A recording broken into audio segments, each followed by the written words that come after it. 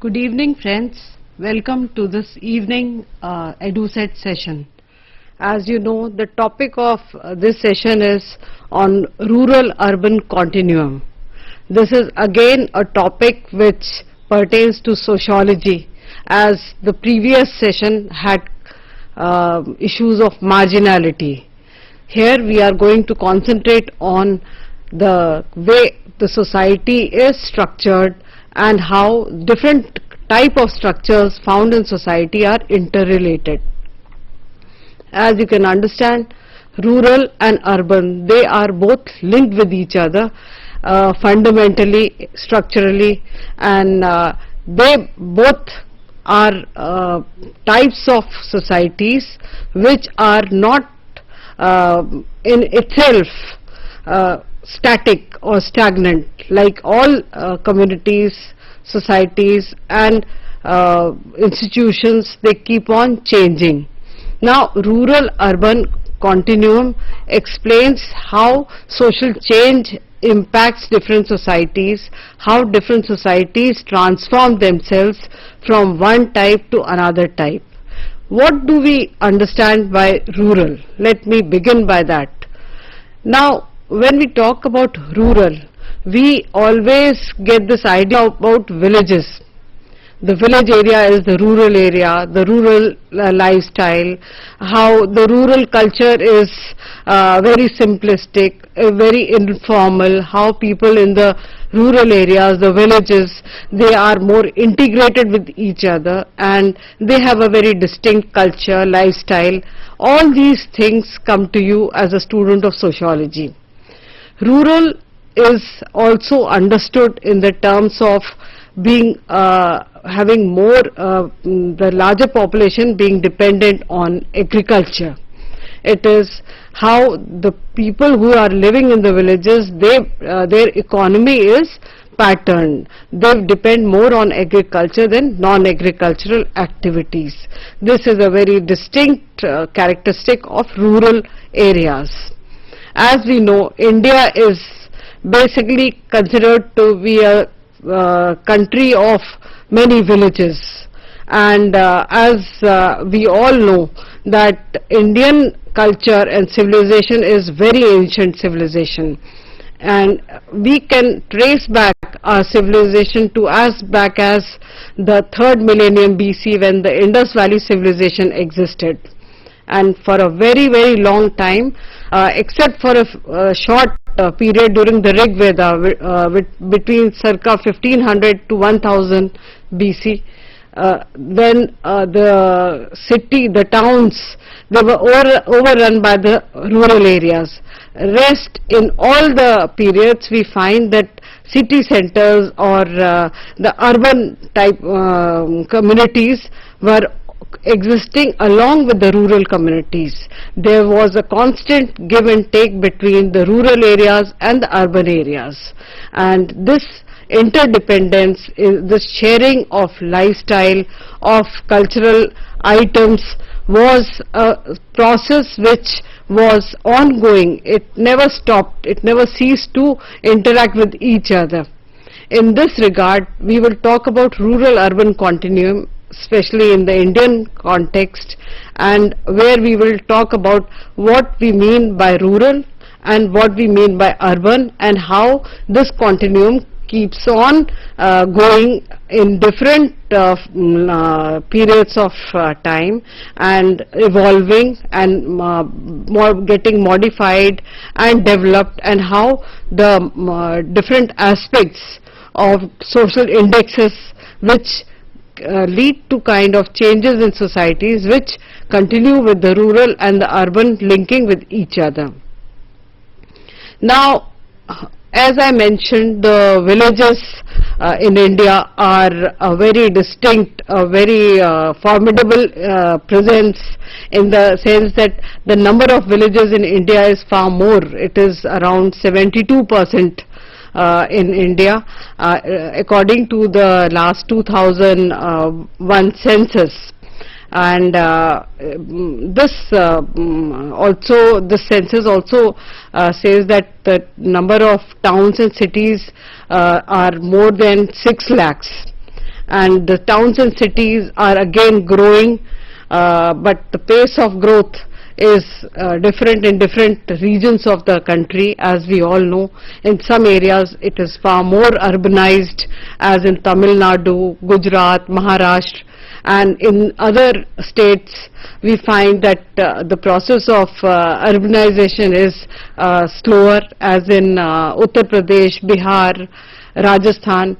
So India as a whole nation has different paces of growth of cities, towns and villages are predominant. The majority of the country, the space itself is occupied by the villages, and the villages are themselves evolving constantly under the impact of different social change and impact of government policies, impact of environmental criteria, technological changes. Many changes are impacting both the villages as well as the cities.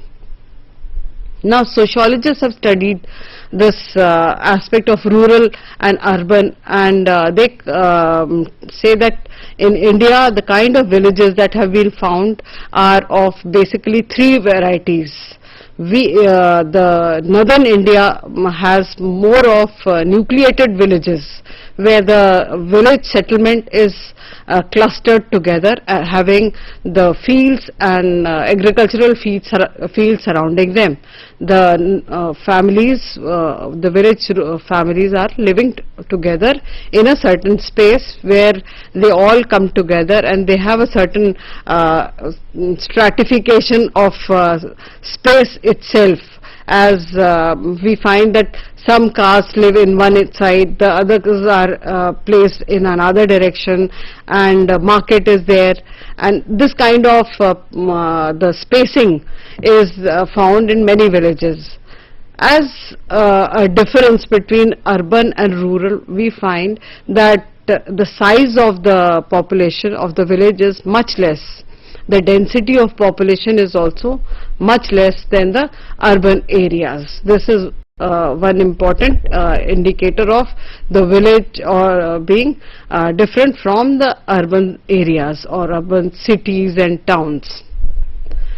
The size, population, space, as well as we find that economically also the rural areas, the villages are different from the urban areas, because unlike the urban areas, in rural villages the majority of the population depends on agriculture, whereas in urban cities and towns the very definition itself says that at least 75% of the working population is involved in non-agricultural activities.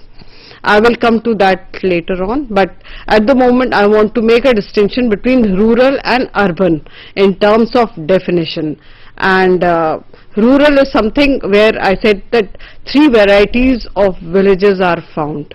The first one is the nucleated villages, where the cluster of houses or homesteads are situated in one space and they are surrounded by the agricultural fields. This is found mainly in the North India. There is another variety where different houses or settlements are strung in a linear order. One is there in one area, after some space or some distance you will find another homestead or settlement, and these are found mostly in states like Kerala and Konkan and Bengal Delta. So they do not have any boundary of the village as such, unlike the nucleated villages where there is a distinct boundary of the village. In these villages you cannot often say where the village begins and where it ends. Same way, there is a third variety of village type which is found in India, and these villages are villages where few settlements are there in one place, are surrounded by a compound, and these compounds have their own agricultural lands and other tools and equipment, whatever is required for the agricultural purpose is found there. And the same kind of homesteads or settlements are there in different pockets. So this type of clustering is also found in certain areas of India. Now when we talk about villages, the size of village is often different in different regions of the country. As I mentioned, the nucleated villages would be having a larger size and more density of population.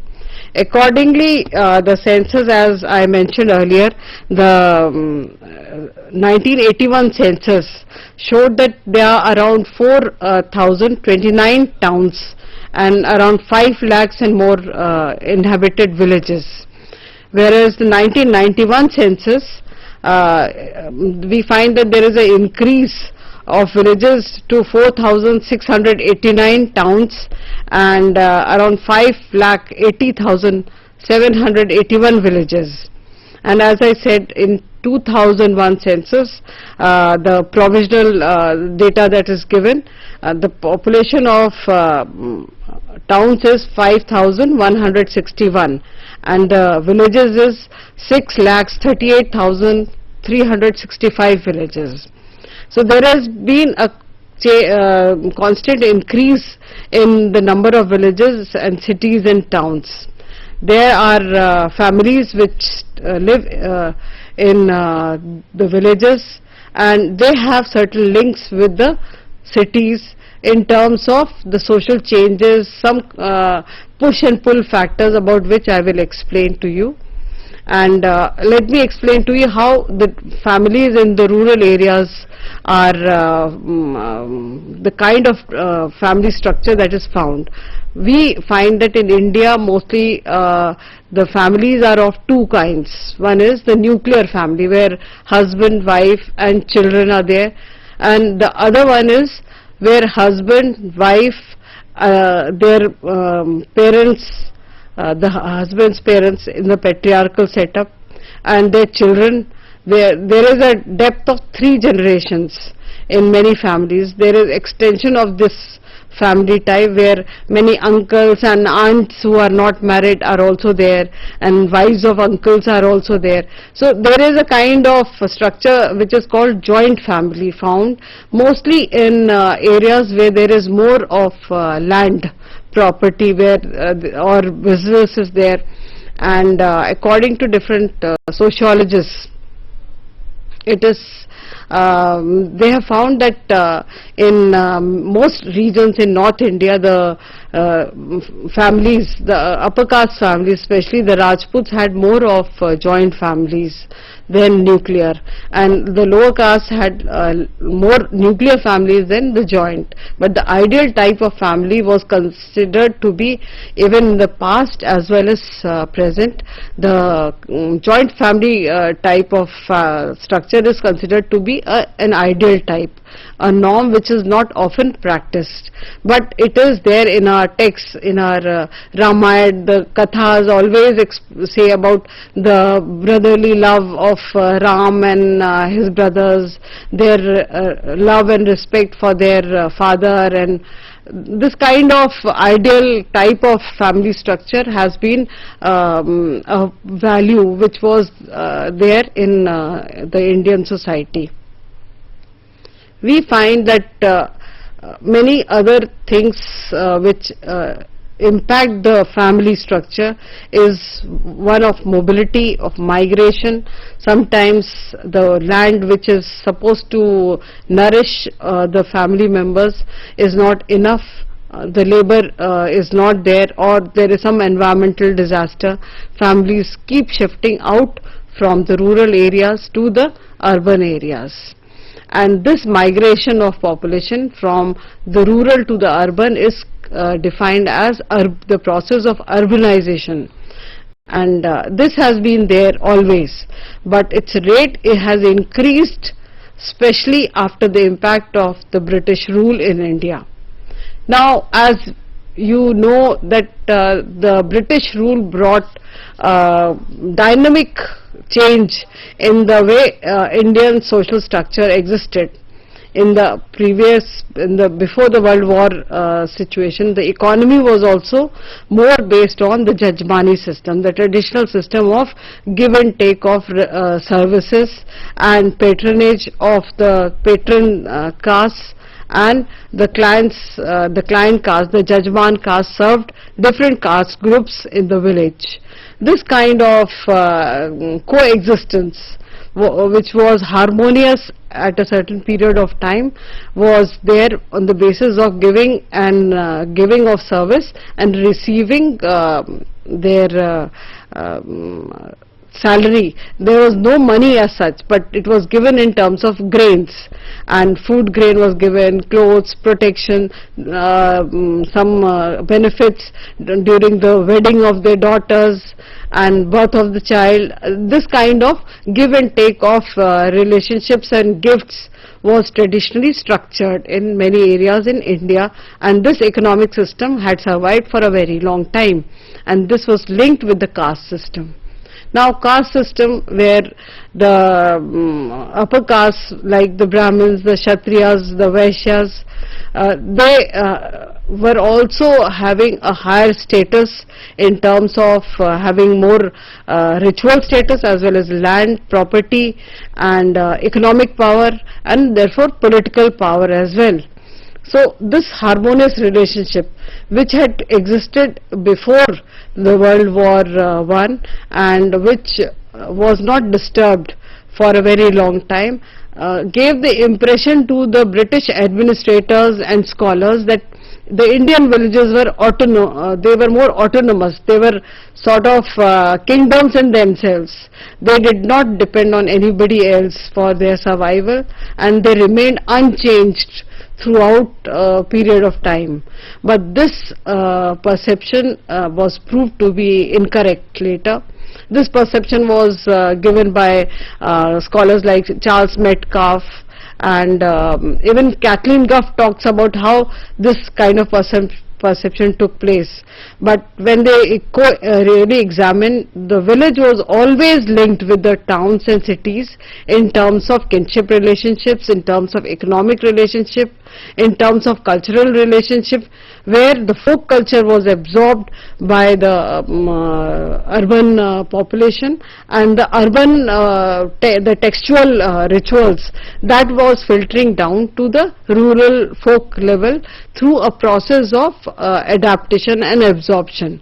I will explain to you all these things a bit later. Let me explain to you how the society, the rural structure was always linked with the urban structure in terms of economy, in culture. The economic aspect was that there were markets in all the villages which provided most of the amenities and services to the villagers. But for certain specialized needs like utensils, tools, technology and seeds, there were specialized markets which were not always there within the village, but for which they had to go out. Same way, even the castes, they were not found in, or they were not represented completely in one single village. Often one single caste, such as Brahmins or say the Sunar or Lohar, they were distributed in different villages. So they served at one time not less than 15 villages. Therefore villages were linked together in economic terms. And the same way, for providing this food grain and other raw materials, the urban centers always depended on the rural areas, on agriculture and agricultural products. Therefore, we say that villages which looked as if they were stagnant, they were insulated to the British administrators, that was not true, and it has been later on proved. Social mobility within the caste system was always possible, as Professor M.N. Srinivas developed this concept of Sanskritization, which says that how different castes tried to emulate the food habits, the customs, lifestyle of the upper caste, and when they gained economic power and political power, they tried to claim the status of a higher caste, and as a caste group they tried to move up in the hierarchy of different castes. Yes, please.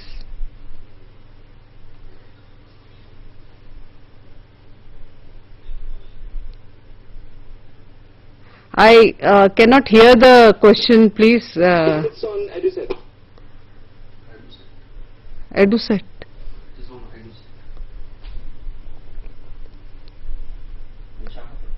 EduSet. Please ask the question.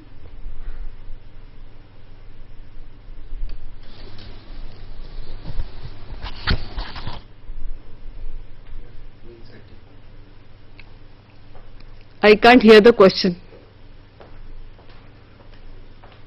You getting my audio, sir? Yes, please. Hello. Hello. Hello. Hello. Hello. Yes. Hello. Hello.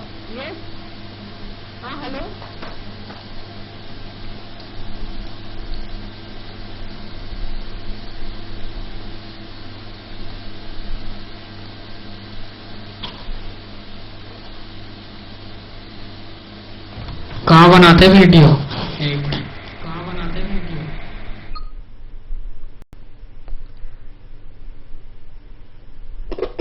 Madam, continue. Please. Acha.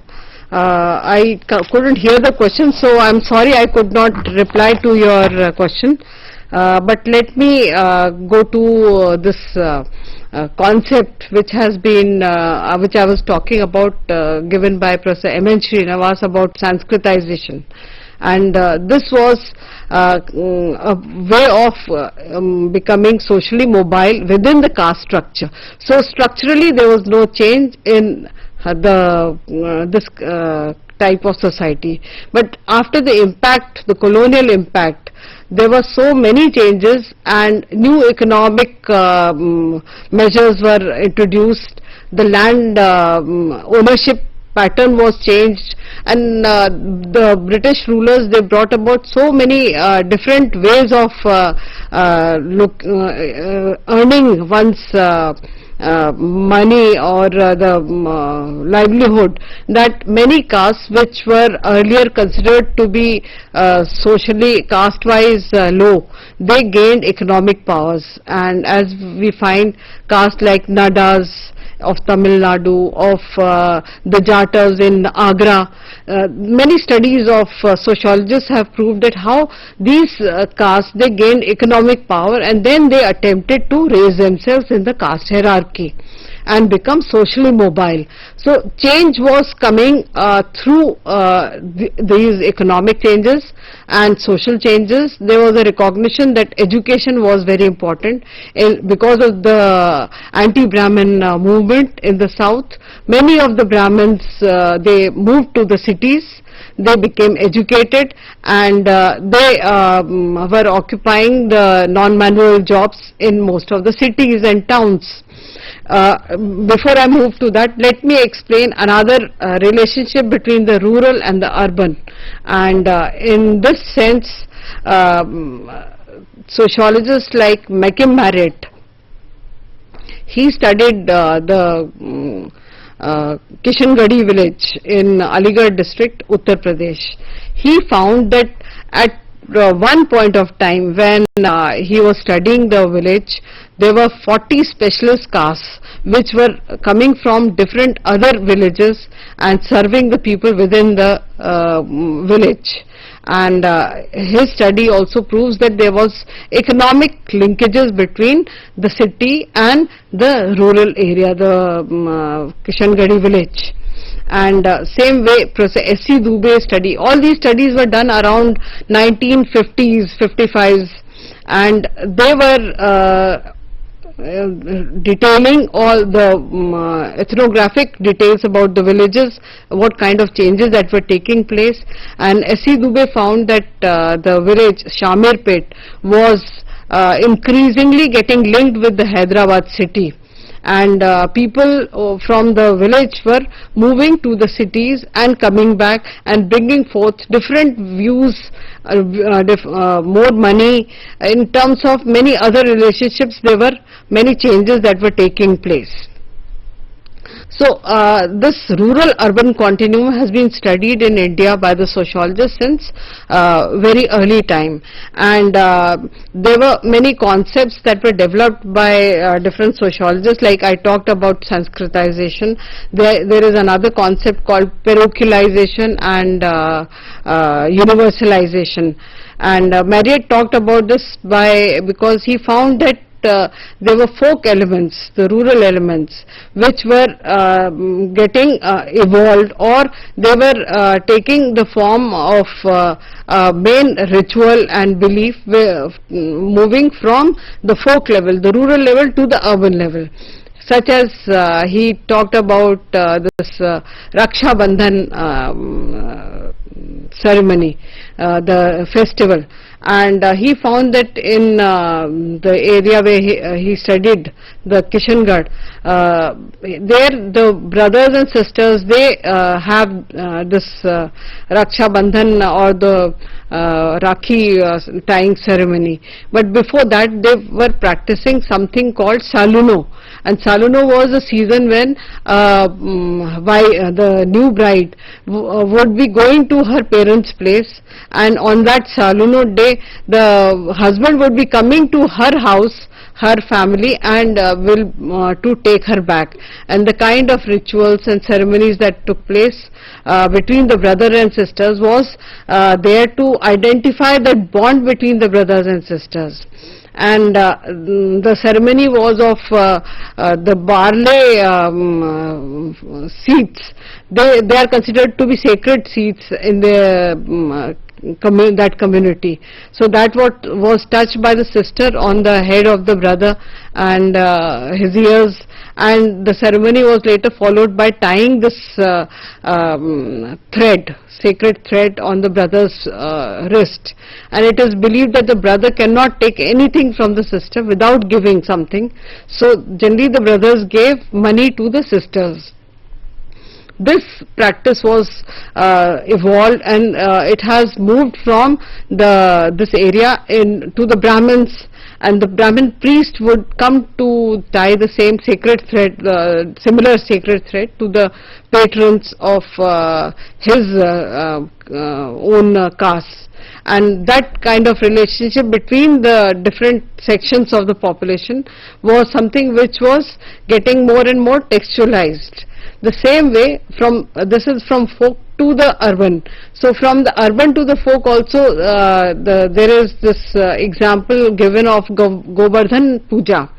In the Vedic texts, there is the story about how Lord Krishna, when he was in Mathura, he asked the people of Mathura to pray to the hill god Govardhan, that is the cow nourisher.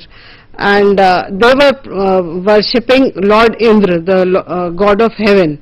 So when Indra got angry because of this, he started making rain and storm in that area, and Lord Krishna saved the people of Mathura by lifting this hill, Govardhan hill, on his small finger and giving shelter to the people of Mathura and saving their lives. So after that, the people of Mathura started worshipping that Govardhan, but slowly this got understood by the people as not the cow nourisher, but as the worship of cow dung, that is the wealth of cow dung. And they now, on this festival day, they make a model of the cow hill, Govardhan hill, using cow dung, and making shepherds and all with cotton, and mimic the trees and all, and tie a thread on it. And after the puja, they they use that cow dung for cooking and other activities, except they keep a small piece for burning on the eve of Holi, on the Holika, when Holika is burned. So this kind of acceptance of the greater tradition of the written text in the local folk culture, and which is called universalization, the parochialization, and the opposite of taking the folk culture and taking it to the urban, the written text, the greater tradition, is called universalization. So this process, these are two different processes which are constantly taking place in society, about which he has recorded in his study of the Kishangarhi village, and this proves that the urban and the rural were always linked culturally and socially, and this is the study which was around in 1950s, 55s. Now, to prove my point that rural-urban continuum exists, I will also relate how M.N. Srinivas also spoke the same thing when he studied Rampura village in the Mysore district, Karnataka. He found that after the Second World War, the upper castes who had more landed property, and they could gather more economic wealth because of black marketing and many other reasons. They invested that money in building this bus transport systems and rice mills, and all these developments that linked the rural area, the village of Rampura, with the wider area. And caste communication was something which was which existed because of this constant movement of people from the rural to the urban. So this is one development which he talked about. And coming to the later studies of M.S.A. Rao in his 1974 study of a village, Yadavpur, which was there on the fringe of Delhi city. Delhi was a metropolitan city which was fast growing, and Yadavpur was on the border, the fringe of the city. How he found that this village related or was impacted by the city of Delhi. He says that there were three ways in which we can say that the urban areas impact the villages. The first he identifies is the pattern where the village is situated, wherever it is situated, the people, members of the village, they move out or migrate to the urban areas for economic reasons, for going for different occupations and earning more money. Excuse me.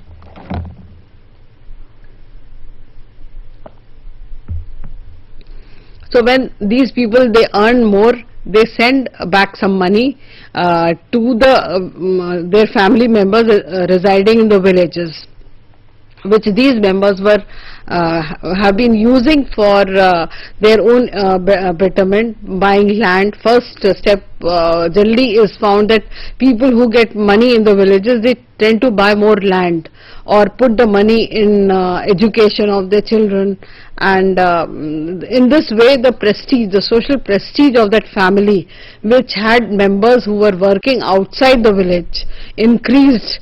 And the village, in spite of being remote from the cities, they were impacted by the influence of the cities or the urban areas.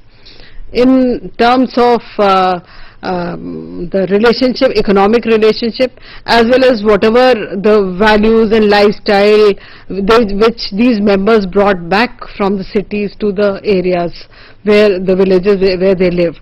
And in fact, it's a very interesting phenomenon that I read in the newspaper very recently, that in Punjab villages, they found that people in Punjabi are using languages of Bhojpuri, because the migrant population from Bhojpuri, the UP areas, is going to work there, as labor, and the same way the Punjabi dialect is being followed by many of these people, and it is again communicated to the villages in the Bihar, UP region.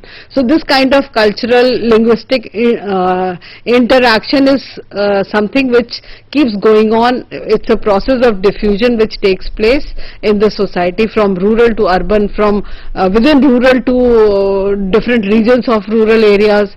The same way, let me come back to this idea about the rural-urban continuum.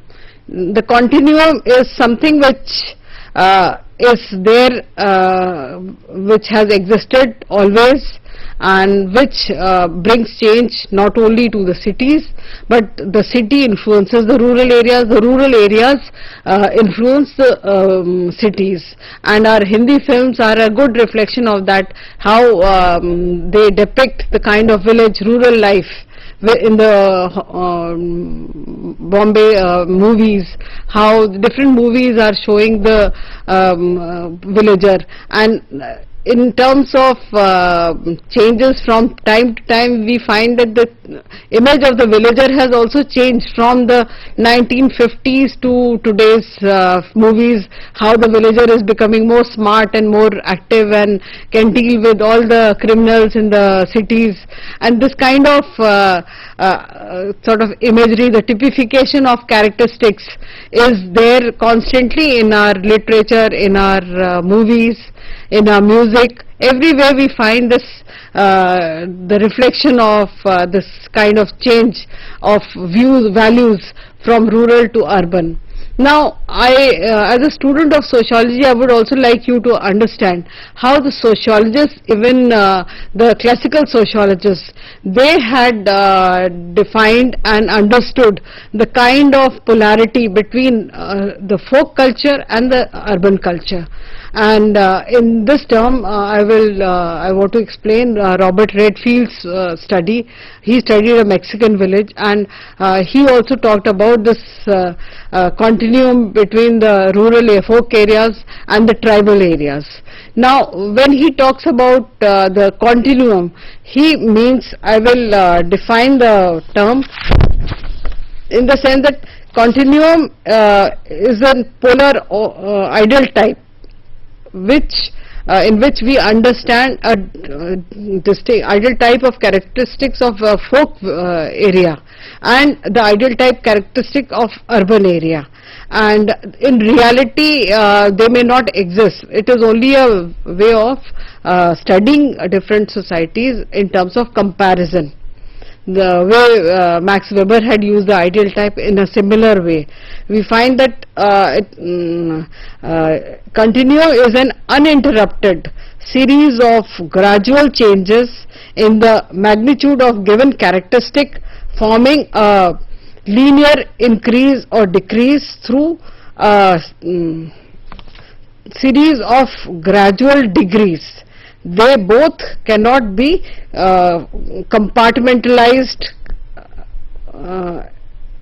or compartmentalized in the sense that we cannot say that this is what is rural and this is what is urban. In reality, in real sense of finding the thing empirically in societies themselves, we find that everything is in a degree and everything is changing. A village today may not remain a village for long. It may increase its population, increase the population of people dependent on non-agricultural occupations, increase in density and the cultural form. So the village may become a small town, a municipal area, or in that sense the village may become a town, or a town may also gradually decline and fall back in terms of development and growth. Its population may just leave and people become dependent more on agricultural activities. So towns can also go back to the village level, and the villages can also grow and become towns. And this gradual changes that takes place in society, it has a certain cultural sociological impact. because many things which we say is urban. Urban is what? Urban, again let me define how urban is understood. As generally when we talk about urban, urban means what pertains to the city or the town.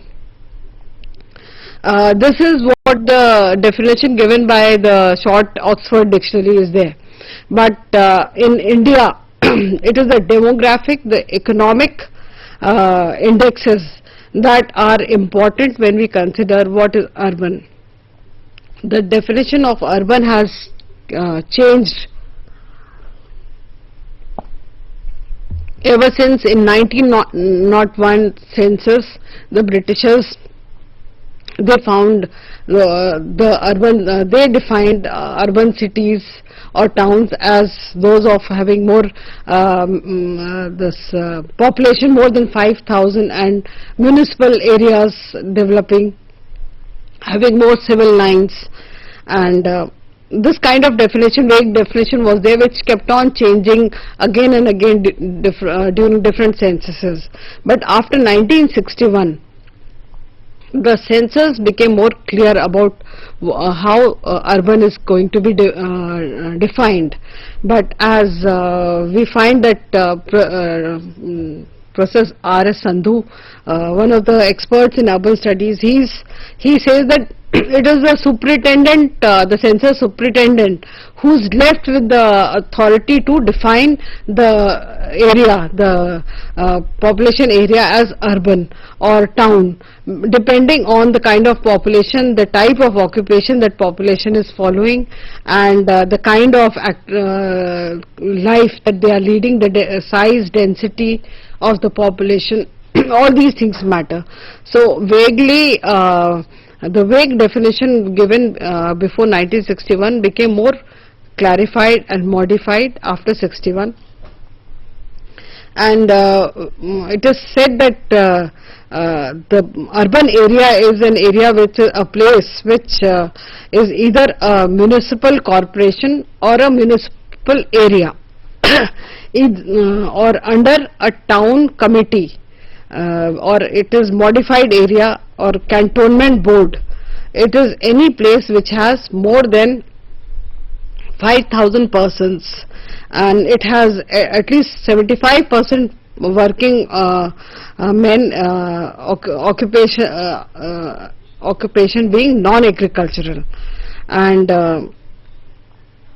this the density is not to be less than 1,000 persons per square mile. So this is a technical definition which is given for an urban area, and which is made distinct from the rural areas. Now when it comes to the continuum aspect, I wanted to explain how the classical sociologists like Emile Durkheim, Henry Maine, and this Ferdinand Tönnies, they have defined this aspects of different types of relationships found in different types of communities. Durkheim, as you know, believes that in simple societies where there is more of face-to-face relationship, the relationship is more of mechanical solidarity. He talks of communities in the sense of solidarities. Different type of solidarity is found in simple societies as compared with organic solidarity in the complex societies. Same way, Tönnies studied the towns and the villages, and he believes that in smaller communities the face-to-face relationship exists, where there is more of personalized interaction with each other, and it has a sense of community, a cultural unity, whereas the urban areas, as he said, they are more based on secondary relationships, like associations of institutions, the industries, factories, where people interact according to certain situations. The face-to-face association is not existing. But in later studies, it has been proved that even in urban areas, the face-to-face interaction, the personalized interaction exists.